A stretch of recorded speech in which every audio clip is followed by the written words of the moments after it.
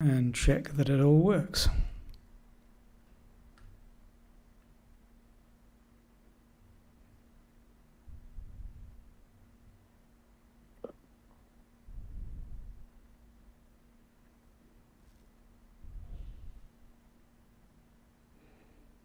Okay, YouTube is now live. I'm still waiting on Bruce, so I'll just wait a few seconds. I'm here. Hey Bruce, you're there. Great. Yes. Let me turn that volume up if everybody's very quiet. Okay. Looks like we're having our first real action of the day. I think Boomer in one of the in Tom's channel just noted how dull the ETH session has been. I think ES has only had 10 points. But anyway, let us move on to our breakfast session. Hope you're well, Bruce. Hope everyone is well. I think we've got a few people online. I've got an agenda up in on the right-hand side of the screen. I think you can all watch ES in the meantime while I just introduce that agenda, and you can note the band of liquidity below. Right, I was going to introduce a topic, just something to speak about for a few minutes, whether it's 5 or 10 minutes in every session, just something that does attract people's attentions from what I've seen on the Discord. And then for today, I was going to look much more closely at the NQ, what it did before the London Open, what happened at the London Open, and what happened over the following 90 minutes. So I'm going to drag back in time, and we're going to go through it and see what could have been anticipated in theory, and what we got to see in Bookmap. Okay, well, the first topic that I really want to talk about, which is one that's been dear to my heart since I've been using Bookmap and other intensive programs for a long time, is how do we improve the performance so we optimize it to the best that we can. This one is dear to my heart at the moment because I'm looking finally at an upgrade. I have had the same desktop PC, give or take. Every single component has been unchanged for about 5.5 years, nearly 6 years now. So I've been researching hard, with the caveat that I really, really do not like computer noise. I like listening to my loudspeakers, whether that's an audible stream of things like Market Pulse or actually people commentating on the markets. And I do not like listening to fans. So what I've been looking at is mainly an Intel platform aimed at streamers.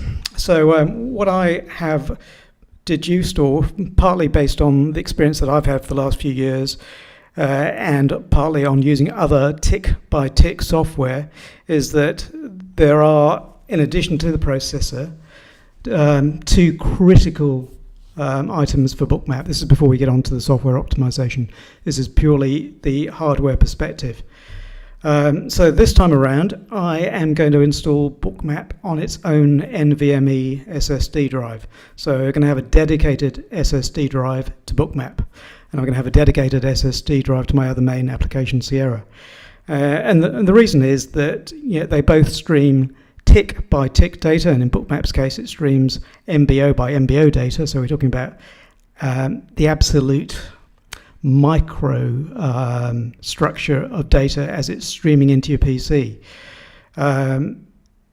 So the ability to have one NVMe, and they're currently, relative to what they've been for the last few years, they are dirt cheap. You can get a 1 terabyte SSD in the order of Australian $150, probably $100 for something like a Western Digital or a Samsung. That is lightning fast. We're talking about a write read of 7,000, 6,000 megabits per second or megabytes per second. And that is something that can really enhance your Bookmap performance. Where you can slow it down is if you start zooming in and out, going backwards and forwards, which I'm about to do when we look at the NASDAQ. And by having great features like the MBO add-on, the Market Pulse widget, and other add-ons, they can all add up to slow down your performance. So From a hardware perspective, my views, and I'm happy to take any questions, not that I can see any at the moment. Let me make sure I'm in my channel so that I can see. No questions at the moment. So I'd say there were three main combinations. Your processor, obviously, so you need something towards the top of the line. It doesn't have to be right bang at the top of the line because we're not playing the most powerful game.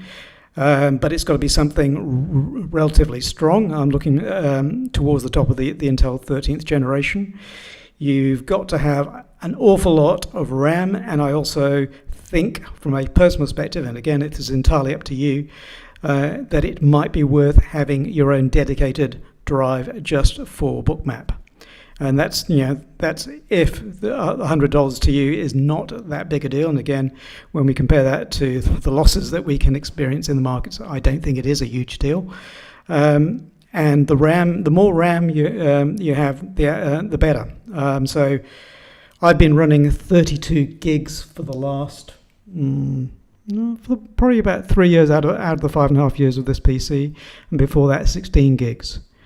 There are umpteen programs to monitor how much memory you actually use, and when we now get into the software settings inside Bookmap, and I will have a look at that.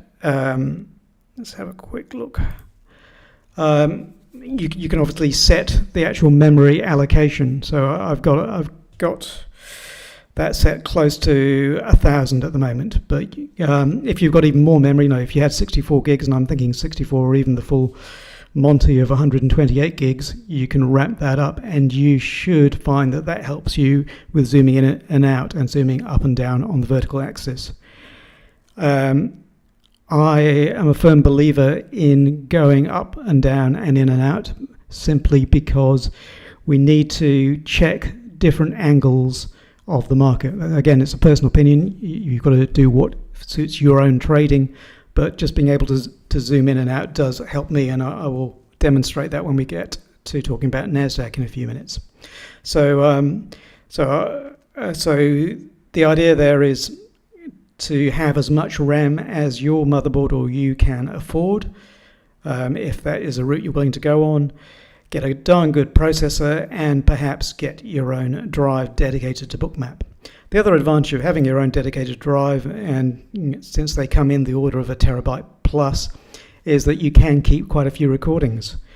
There are views about review prep, or mainly review. When you have a decent amount of storage, you can keep days and days, if not weeks, worth of recordings. And there might be something that you've seen today in the session that you've traded, whether you traded it well or badly, that reminds you of something that you saw when you were using Bookmap 2 weeks ago or 2.5 weeks ago. And the ability to, on the weekend or after hours, fire up a replay feed of what you think you saw then and compare it now can only help your notes and preparation for the next time that you see such action. Again, the past cannot predict the future, and all you can do is prepare for whatever possibility might entail. I've just remembered, Bruce, that we need to quickly just do the bio and the disclaimer, so I have to stop right there and just get onto those. Apologies for this. That's right. I was gonna suggest that once you started to dig into the price action. Yeah, no, I haven't. I just thought, just a side topic, just something, like if we're having a breakfast, radio show, we'd always have one topic that was something that a little bit different to talk about. And since I'm only on twice a week, I'm sure I can dig up a topic every session. Anyway, let me just get into the. This is good stuff, though, Moby. I mean, going through like the different specs and memory features here in Bookmap and performance issues that may come up. Where to find all these kinds of things in Bookmap and how to rectify any of these issues is really good. Yep, I'm just trying to pull up the disclaimer. It's going to be a really small font, as it always is when I first open it. Okay, all Bookmap Limited materials, information, and presentations are for educational purposes only and should not be considered specific investment advice nor recommendations. Trading futures, equities, and digital currencies involves substantial risk of loss and is not suitable for all investors. Past performance is not necessarily indicative of future results.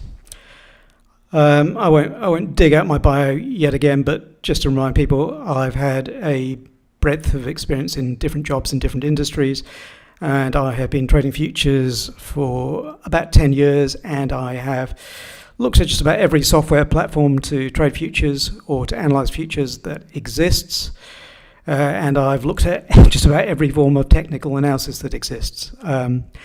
I do use Bookmap, and I have used it nigh on continuously for 9 years, so it is something that I personally do value in my trading.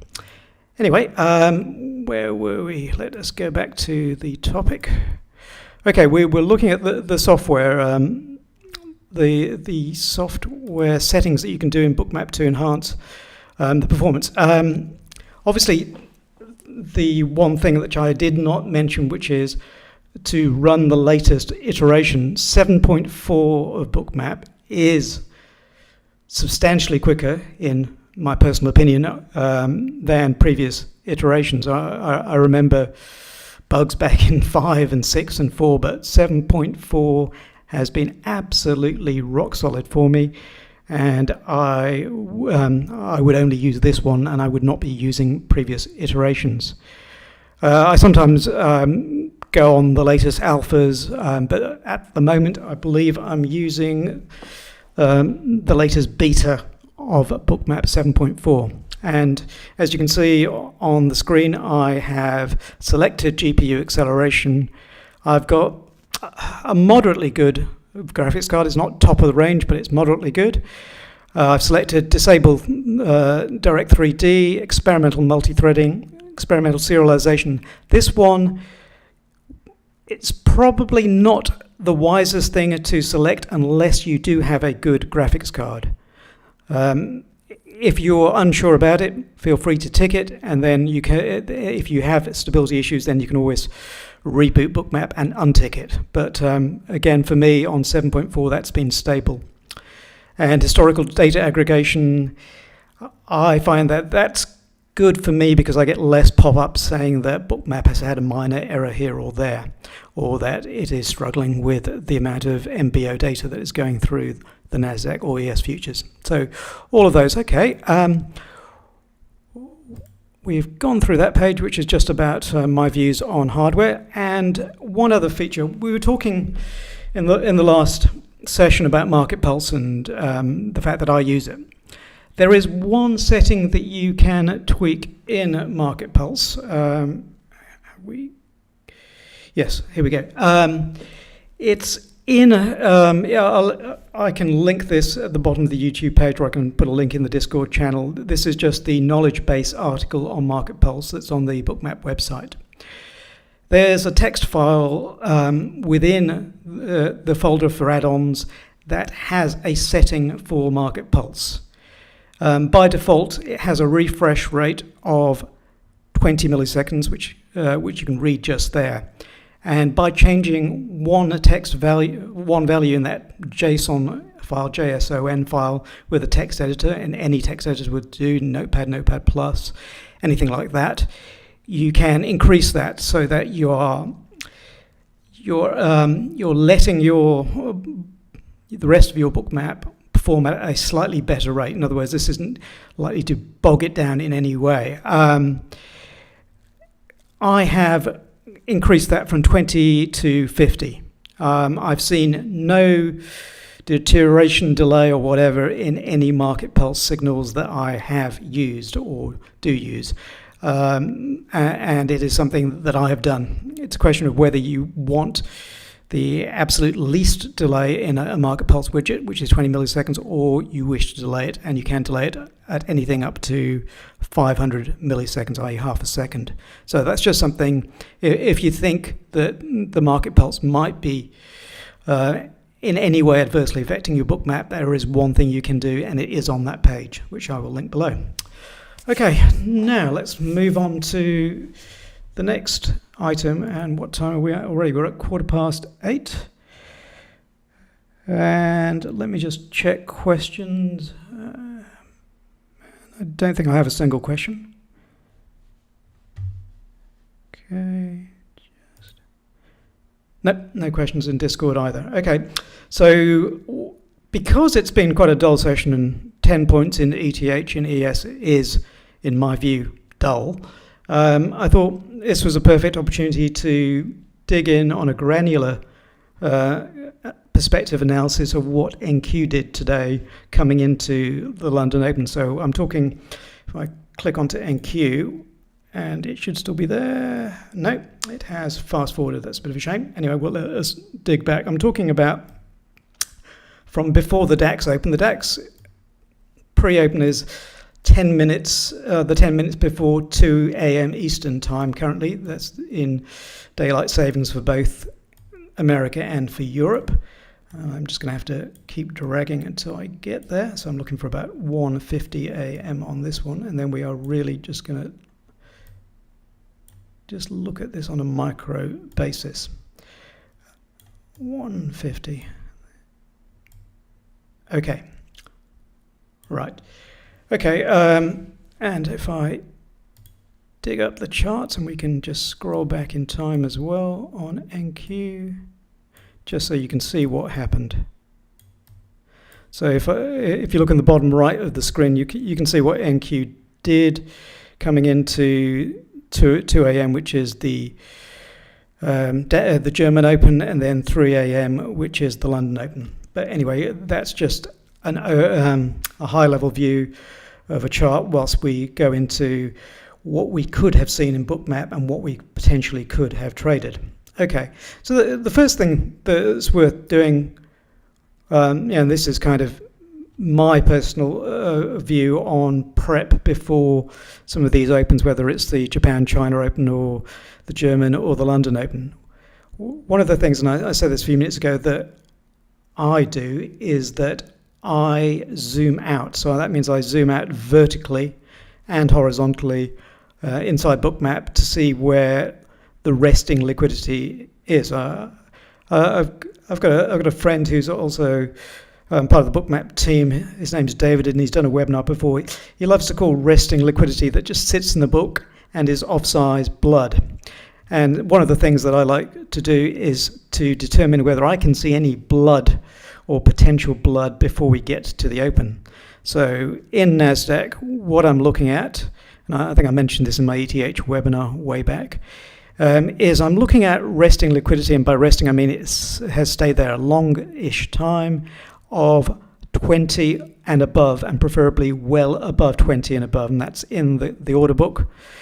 And I also tend to ignore bands of liquidity at the 0, the 50, and the 100 or the next 0 levels, i.e. at the hundreds or the 50s levels. I take those with a pinch of salt. Sometimes they do have value, sometimes they don't. But they do not stick out, and I'm looking for something unusual that sticks out as a flag by one of the bigger players that they want to play there potentially at some stage during this session.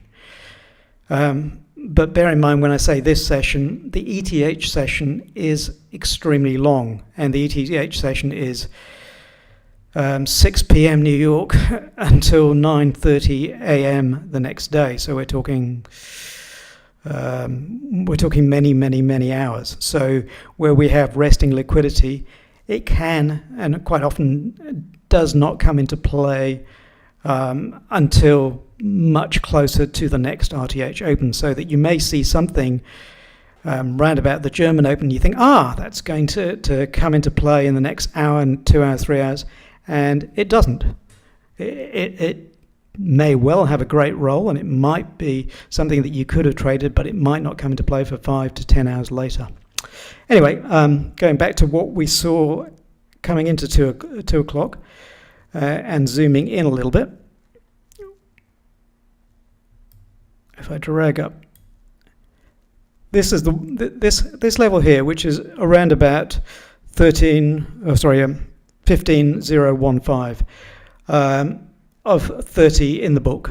So that would attract me because you can see basically when it came in. It came in about mid-morning in Asia, before we turned into Wednesday New York time, and it stayed there, and it was relatively static. It increased a little bit, but I mean, I think if we actually go right back to when it came in, let's have a look to see what it came in at.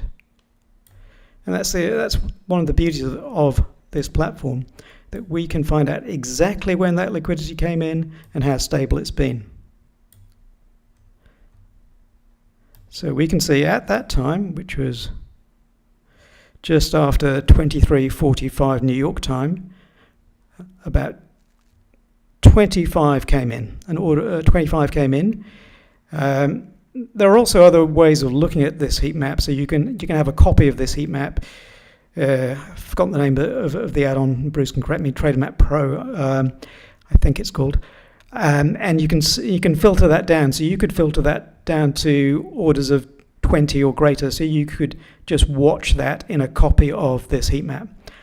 I don't do that, and it's partly because I am very conservative about my CPU usage. So I just want Bookmap to run as absolutely smoothly as possible, in addition to having things like TradingView and Sierra open and other things that I look at. So I just want to minimize my CPU hit. That's why I only have 2 instruments open in Bookmap.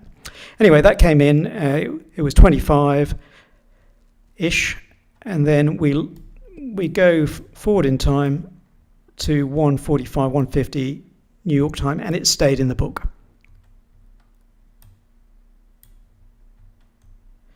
So if we zoom right in, and we see at that time it had increased to 30, but basically it is implying or hinting that the original sized order of 25 was stable and likely to be blood. So that's one clue we have as to future action. And bearing in mind we can see what happened there. So this is all hindsight again. And then the next piece of information, which you tend to learn the hard way with NASDAQ, which is if they want to go somewhere, i.e. if they want to go down, and let's have a look at where they were at that time. Let's have a look.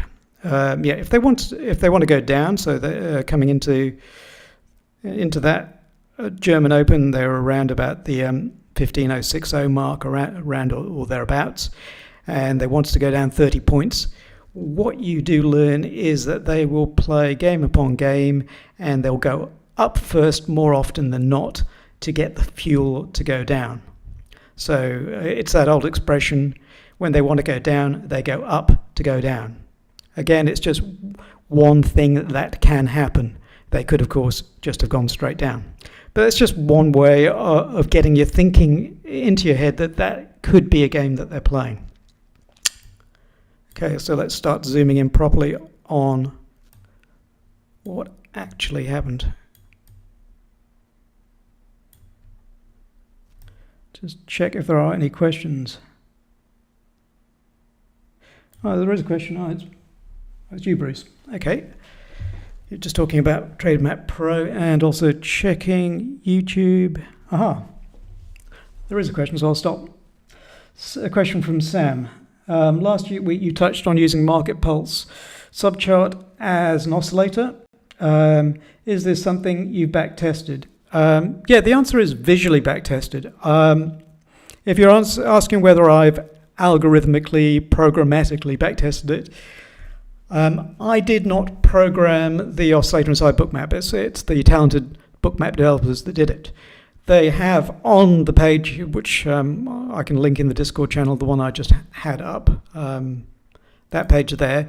If you scroll right to the top of that page and you go through each of the descriptions of the widgets of all the Market Pulse add-ons, they have a very detailed description of what the price change algo does. So what I did, and again, this is what anybody could do, is I took the words that were used to describe the calculation, and I used that to program an oscillator which probably is, to all intents and purposes, very, very similar or identical in Sierra, and backtest it that way.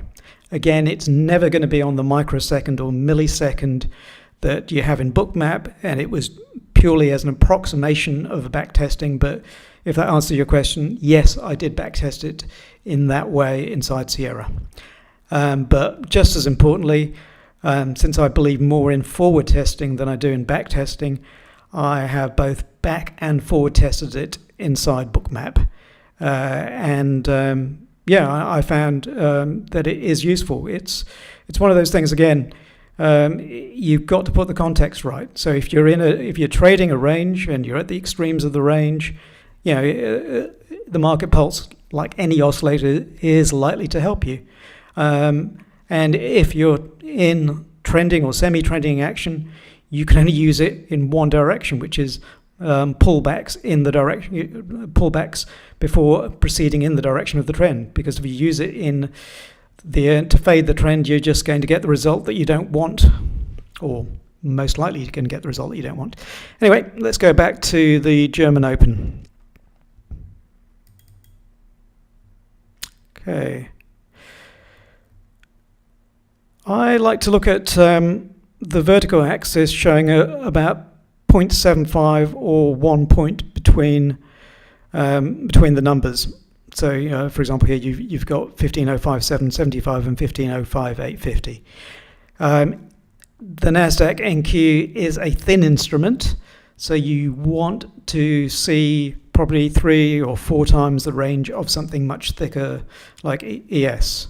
So with ES, it's common in just about all the streams I've watched that people have it tick by tick on the vertical axis. So here, to have it point by point is only 4 times the zoom out. Okay, let us just see what happened. Okay, I think I have zoomed back too far in time, so I've zoomed back past the German Open. Okay.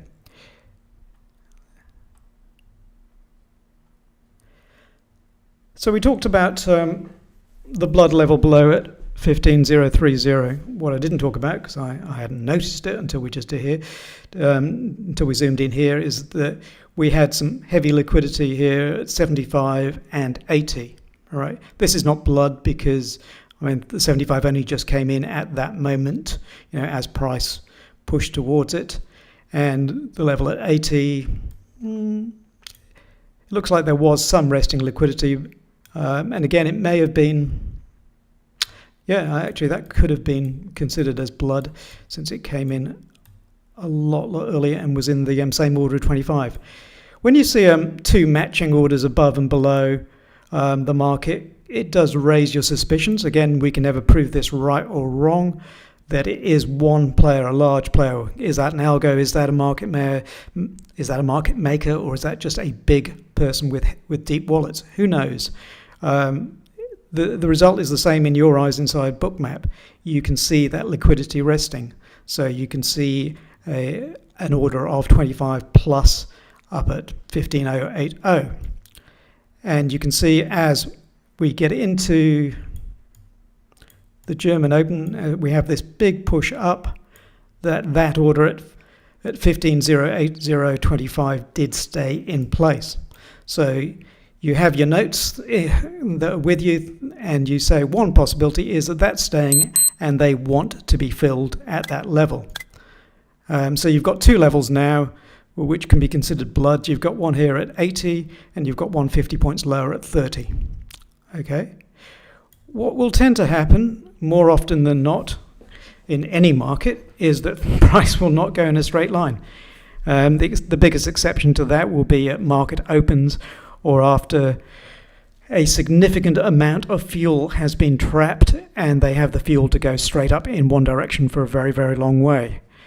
And you do have to be wary in NASDAQ, if you are willing to trade the beast there in ETH, you can have runs of 100 points plus, where it hardly pauses to take a breath in that direction. And that's where, if you have a tight stop, whether it's 4 points, 5 points, 10 points, even 15 points, you're very grateful that you have, because going minus 100 points is a very expensive lesson.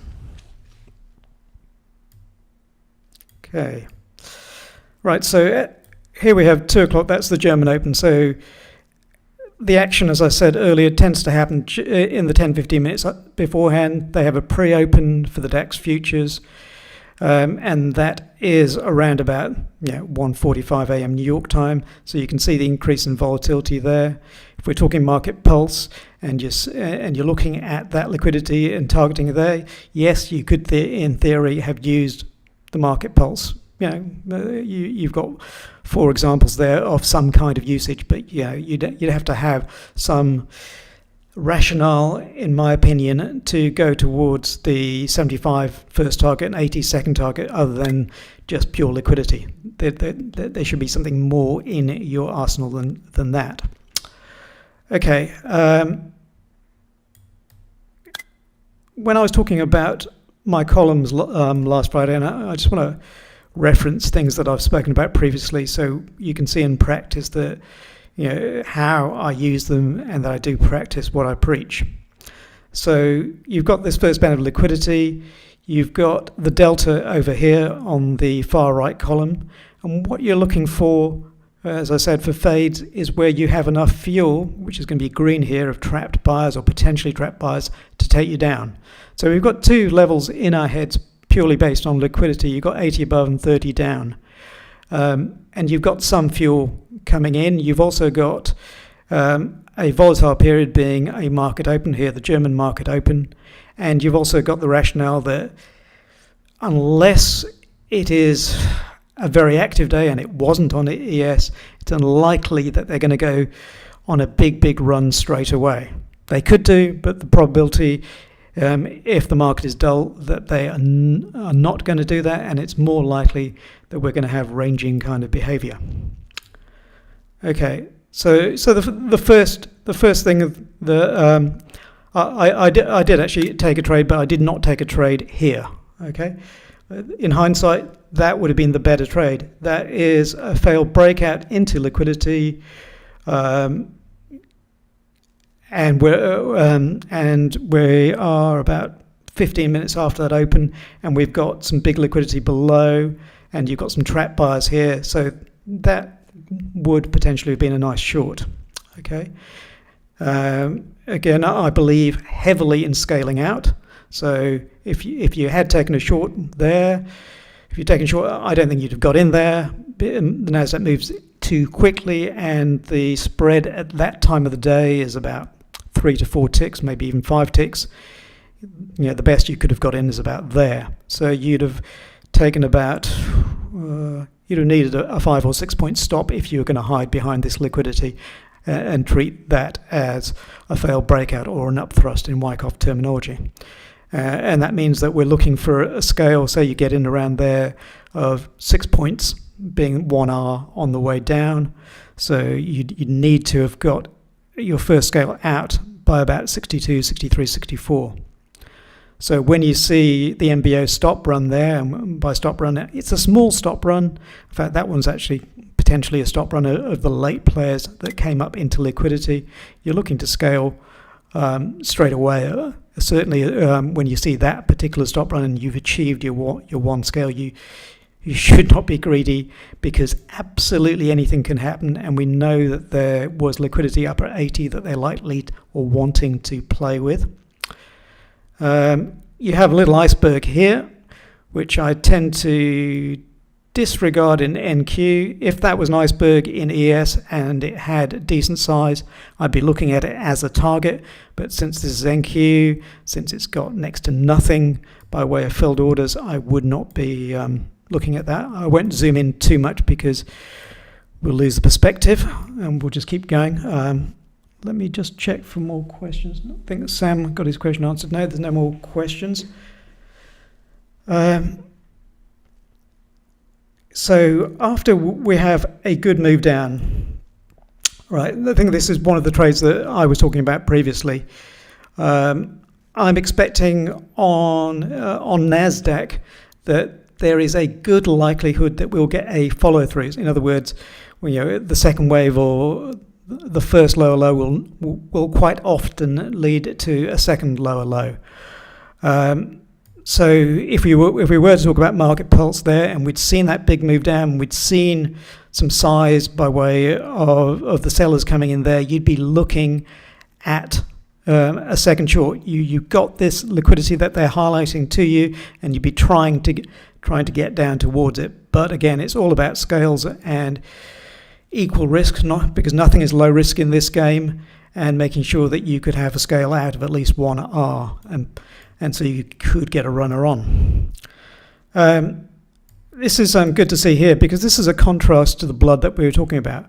So you'll often see this in NQ, which is just market makers flagging liquidity. Quite often they do not want to get this filled. It will just come in after the move has started. It won't be what I call resting, because it has not been here for hours and hours before. And it is just games being played by market makers to push the price backwards and forwards. We've got a few people probably in the audience that do use some form of pulling and stacking tools, and that's just one way of seeing the pulling and stacking in a thin market like NASDAQ in ETH. Okay. Right. You can see there that they didn't want that liquidity to be filled. They put in plenty of size just above. They did not want that to be filled, and even when it went up to that range, there was no liquidity there to be filled. Okay. This is coming up to the London Open here, so this is pushed down into the London Open. The thing to note here is that we had that 30 resting liquidity below, where we might be hoping, if we had been short here, to get a runner there. But the other thing that we should bear in mind that it is a very volatile period. The 3 a.m. London Open is going to be about 3 or 4 times more volatile than the German Open, usually. And the other thing to note, as shown in the delta column here, is that as we get in there, and we can see it's all red at the bottom here, and by all red I mean quite a few levels, from 45 up to 51. So that's 6 points of potentially trapped sellers. So, with NASDAQ, with fuel, you want lots and lots and lots of continuous or consecutive layers of potential trap to squeeze to send you in the other direction.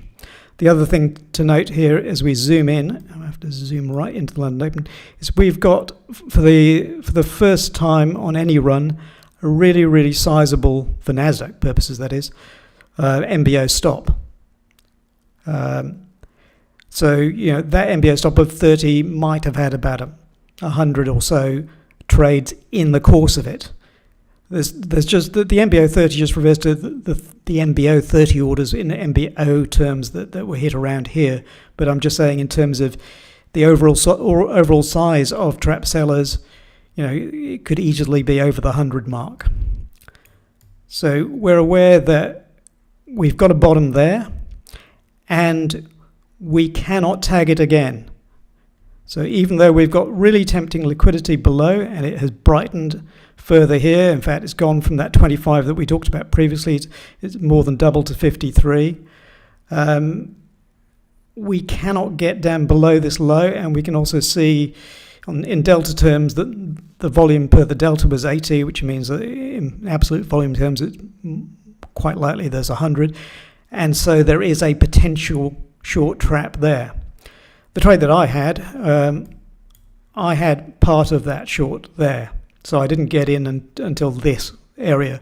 So I had just got one scale out. I saw that and I flattened. I think I flattened not that well, around about there, but basically I averaged about 0.9R on that trade, and I wasn't very happy with myself because I spotted too late that we were not going to go down any further. Right, so we've got a trap here, we've got fuel, you can see the levels there, and so they've got the fuel to take us higher. what we know from earlier is that that 80 level, which seems to no longer be blood, in fact has gone. In fact, it was removed. Where was it removed? I think, yeah, it got removed right at just after the London Open, about 10 minutes, no, 2 minutes, 5 minutes into the London Open, they removed it.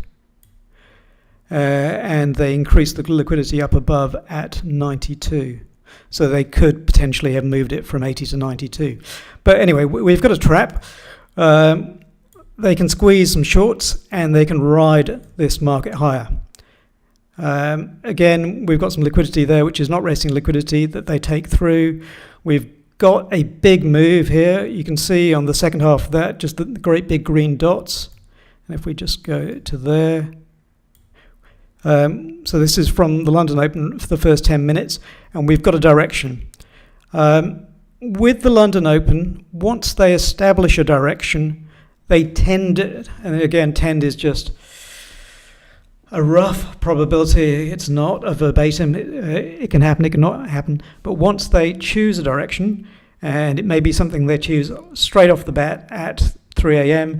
It might be something where they play with people for the first 5-10 minutes. But once they get a direction, they normally stick with it until the 3:30 a.m., the first 30 minutes of the London Open. So it's just one of those things, again, that you experience when you trade this particular session. So you know that once they have some fuel, they've got real volume going into this, it's likely this is not fadeable. So when you see the market pulses there, that's not what you should be doing. You should not be fading this one because the direction has been set, and it could go on, and it could go on until 3:30. Could go on for the next 2 hours. But we also have, from what we looked at earlier, resting liquidity there. So there's a clue there that still remains in place, that whilst we have a big move up, there is a potential that they can bring that down later. And the fact that ES is dull means that there could be a great game on for them to make money, both by squeezing the shorts and taking it as high as possible, and then trapping the late longs and taking it straight back down to that 15,030 level. So if we just look at what played out, they kept the upward push right through the 3:30 a.m. You get some more market players, some bigger banks coming in around about the 3:30 a.m. and then the game changes. So let's have a look. It's just having a look to see where on earth a good short could have come into play if you had been looking to try and get a runner onto that 3:30. So you've got this heavy band of liquidity. If we zoom right out and then zoom back in again, you've got a great big pop there. You've got some fuel there, but not a tremendous amount of fuel. You've got a very thin little stop run there. It's only an 8x3 on the MBO scales, but if you zoom in on the way that the Bookmap action is, whilst that may not be the biggest clue from an MBO perspective, where you get a vertical little run like that in NQ right up to liquidity, that can be a very good trigger. Here you've got market pulse kind of helping you there. You've got a nice liquidity band of over 20, and it runs, the run's about 61. It's a 10-point run up to that. Again, that's not huge, and that's nothing for NQ. But that is, if you're looking for a short, I'm not looking at the chart, so we can look at the last little high. Yeah, it's a potential little breakout value. That's one of the trades that you're always looking at in NQ, is where it takes out the previous little high by a little bit, a look above and fail, we call it, and then it plunges straight down. So that would be the best location if you had been looking for a short, trying to play that 030 resting liquidity blood level. And whether you would have been able to hold it during these little ups and downs, I don't know. And there was a really, really good pullback there. Who knows? And let's see how long it took for that 330 to play out. The 030. I keep calling it the 330 for no good reason. Yep. 44, and then yep. So if you were looking to play that out and there eventually gets taken out, and it does, and if we zoom right into that, that's the end of that particular game. So they've set that game up, and the final end game is essentially at 437. So it's a game that they set up to play at, I think we call it 23:45. It's quarter to midnight New York time. And nearly 5 hours later, the game has finished its duration. So it's quite interesting just watching these games play over and over again, because if you can spot them in Bookmap, or you can give yourself the various scenarios in your head and accept that the market will and can do absolutely everything and try and put people off as absolutely much as possible, there are some really good clues about where they actually want to play that game too. So in this instance, it looks like a 50-point game between 030 and 080. And maybe one of the reasons why they did not need to fill liquidity was 080 was that they had enough buyers trapped on the way up to the 70s to turn it down and go for the 30s. Anyway, that was just a quick look at the potential games and how you could have used Market Pulse during that London Open. And I would say that the NQ was the only game in town on this particular session, and the ES was incredibly dull, and we would not have touched it during that session. Let's just look at the time and also look through some questions. No more questions. Okay. Bruce, have you got any questions on that?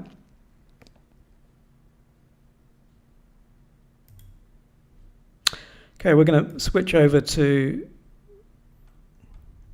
what is currently happening live. By the way, on Friday's session, we should have a completely different breakfast stream, because we have the main news of the week. I think we're coming up into a holiday weekend, but on Friday we do have at 8:30 a.m. we've got the US PCE, US consumer spending, and US core PCE all at 8:30. So during Friday's session, I will make sure that we are focused on streaming ES and just watching the ES action into the 8:30 news and seeing both what we can see before that news actually happens and what we see in the 15 minutes afterwards. Quite often on a trend day, there is a statistic out there, regardless of whether it's true or not, and it's one of those things that you have to test yourself, that if the market gets into a trend, it is likely that the low or high for the next few hours is set within 15 minutes of that 8:30 a.m. release. So it would be interesting to see if that is one of those scenarios on Friday, because it'll be within this breakfast streaming session. Okay. Yep, Moby, just a quick note. So I've actually, you can continue on. No, go for it. Yeah, I'm happy to take a pause. Okay. The TraderMap Pro product, there's some new algos in there that you may want to play around with, because you were mentioning earlier that around those big figure numbers, or those whole numbers, that you discount a lot of that liquidity. And you can actually set up your TraderMap Pro to look for unchanged liquidity over time, or changed liquidity over time, or pulled, added or pulled. And that might be a good one for you for this London session. No, that would be great. I mean, that again goes hand in hand with the idea of upgrading my 6-year-old beast. I'll be a lot more willing to throw more Bookmap functionality at the new upgrade. Yeah, I mean, just to play around with it. I mean, and the way that TraderMap Pro works anyway is you need to create a new symbol nonetheless. You might be able to put that on another monitor or be able to see it and try to get some additional insight into the because what you're covering here and where this might be helpful to filter for that data is with the gaming of these levels. Yeah, exactly. I mean, I think you have to look at every session with positive, optimistic eyes. I mean, we can talk about, oh, this is going to be a really dull session because ES is just not moving, but there are other games that we can have in our logbook that you can then play with NASDAQ in dull sessions, and that's why I spent 30 minutes talking about that particular session. The range was still pretty low for NQ and the volume wasn't huge, but in some ways, those games are, I don't know about using the word better, but they're cleaner to play in NQ, and depending on your risk approach. I mean, I've explained my risk approach, which is equal dollar risk. But we've got some people that take wider stops. They're going to get less hurt in a slightly dull, cleaner NQ session than they would in some of those London Opens when there's a lot of volume and there's a clear direction to move at 150 points. But if you could have TraderMap Pro and you could do your homework. With that, I mean, I take it there's no alert system, so you can't get an alert as when if there's been a resting liquidity, say at that 15.030 level that has now been there for 3 hours. It doesn't tell you that yet, does it? Just taking a look. I don't think you can get alerts set up for it. No. Maybe something that's added in due course, but it's certainly when you're doing your prep in ETH more than RTH, some of those resting liquidity levels really can be helpful. Again, it's personal. You've got to test these things out yourself. Take everything that I say with a huge pinch of salt. But from what I've seen, just knowing where they are can be useful because it opens your mind up to the games that they might be playing. Okay. Yeah. I mean, if maybe you want to, if you do have a moment, maybe next time, demo the TraderMap Pro and filter for it or play around with it, I guess first. But it's the filter that you want to play with is called the orders that have order change filter. Okay. And then what you can set up in there is orders that were changed or unchanged, and then it's by price or size. And if it's for you, I would start with the changed and then price or size. The one that we found to be more helpful, and this is why I'm kind of excited about it, because the one that we found more helpful during the regular trading hours is the unchanged by price or size. So it's liquidity that is not being pulled. In fact, I didn't really have much of a use for the changed one, but now it's crystal clear. This would be really good for you. Yeah, no, that would be good. I'll definitely do that. Whether it's this Friday or it's after the upgrade, I'm getting my local PC shop to build it over the next couple of weeks. I'll definitely include it in a future presentation. There's a gap after this Friday, but after that I will definitely bring it in. But meanwhile, let's have 5 minutes looking at the ES and looking at the calendar as well. The calendar this morning, and going back to this morning, not Friday. Unlike Friday, we have not got a lot going on in the calendar. We do have Fed's Powell himself, but that is at 2:30 a.m. I'm just checking my financial juice feed. That seems a bit late. Let me just have a look, see if there's anything on at all. We've got crude oil inventories at 10:30. We do have Powell. At 9:30 a.m. we've got Bailey, Lagarde, Powell, and Ueda all speaking. So we could get some really good volatility at the open.